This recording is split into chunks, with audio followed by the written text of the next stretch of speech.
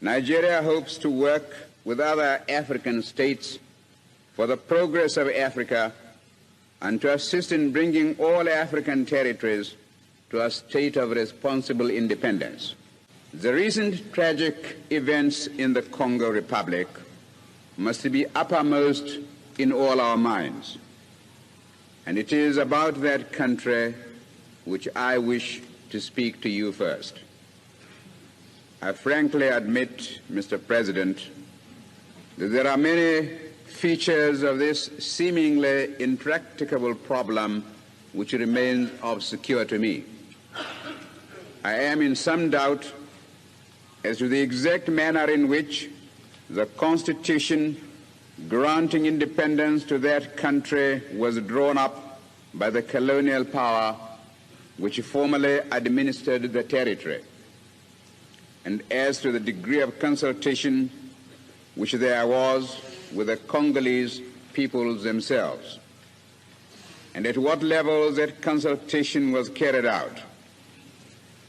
I do not know how widely the provisions of the new Constitution were known in that country,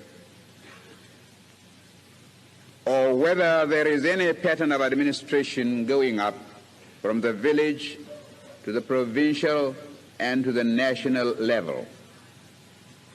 Many other questions present themselves which require to be answered if we are to find a solution to the present problems. For instance, Mr. President, was the new Constitution imposed from above or freely accepted by the Congolese? And what are the human resources in the country? And what sort of government machinery is available to execute whatever policies may be designed upon by the Congolese government? Nevertheless, with the information which is available to us, we in Nigeria feel that there are several important factors to be constantly borne in mind in dealing with the problem. The first of these is that Africa must not be allowed to become a battleground in the ideological struggle. For this reason, the Congo situation must be a matter to be dealt with primarily by African states at the political level.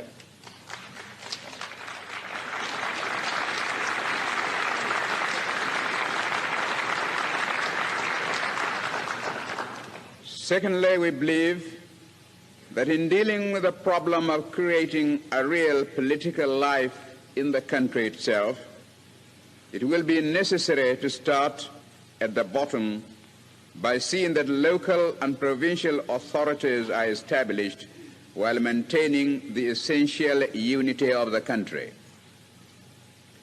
We also believe that the Congolese people were right to appeal to the United Nations organization for help and advice in rebuilding their country rather than to turn to any individual power.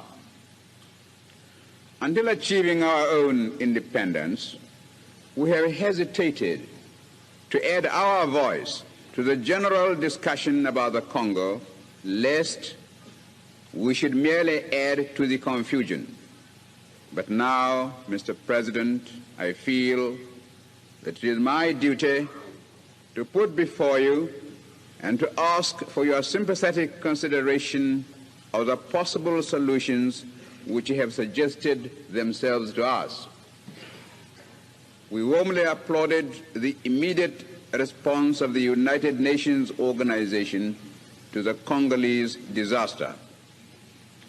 The speed with which troops were sent to maintain law and order was most commendable. But the mere sending of armed forces is not enough.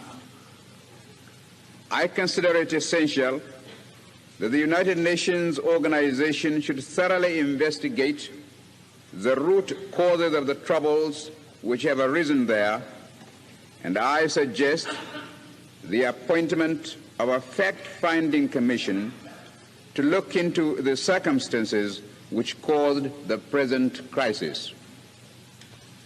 Without a proper and thorough diagnosis, it is idle to pretend that an effective remedy can be prescribed. And here I would say that, to my mind, it is most important that none of the great powers should be represented on the fact-finding commission, because however honest are their intentions, it would be inevitable that they would be regarded as having a particular interest in the problem.